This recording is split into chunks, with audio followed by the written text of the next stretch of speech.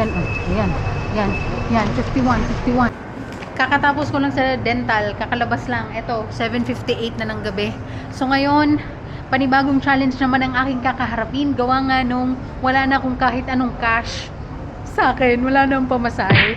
So ang gagamitin ko lang is yung card ko. Magbabas na lang ako pa uwi. Kaya papasok ako sa Central Bus Station para mapakita ko rin sa inyo. Okay?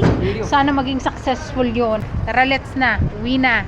Tapos nagugutom na ako, hindi ko pa nakakain yung binili kong pansit tsaka yung leche flan. Oh, andito na ako sa loob ng Central Bus Station. Tapos ito yung makikita nyo sa loob, may mga tindahan dyan.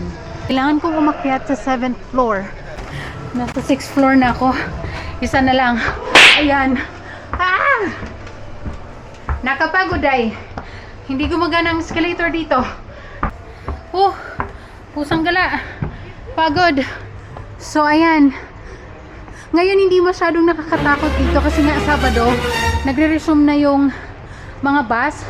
So, pauwi na rin lahat yung mga naggaling sa off, pabalik na. Kaya maraming tao. Hindi masyadong nakakatakot. Ay, napagod ako doon. Parang screen dyan. Dyan mo makikita yung bus number mo at kung anong platform ka. Ay, dito ako. Platform 14, 8:18 may darating. There's a hole.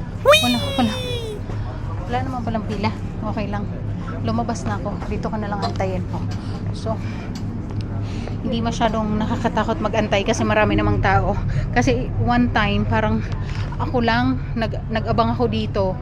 Tapos, sobrang madilim sa loob. Tapos, ang konti ng tao kaya nakakatakot. Pero ngayon, ayun na yung sasakyan ko, bus number 51. Tetaktik ba? Ayan, marami. Ha? Ang dami. Kapag siksikan tayo dahil. Ayan. Ayan. Ayan. Ayan. Ayan. 51. 51. So, dito tayo. Ayan. Nauna pa tayo. Ayan. Pupuna tayo agad dito. Dapat sa ganun. Mabilis. Ayan. Okay na po na. Thank you. Ayan. Nagugutom na ako. 2:30 pa yung huli kong kain. Past 8 na ng gabi. So, kakainin ko muna to. Ito, galing to dun sa dental clinic. Kinuha ko. Tsaka, kumuha ko ng tubig. So, ito muna yung kakainin ko.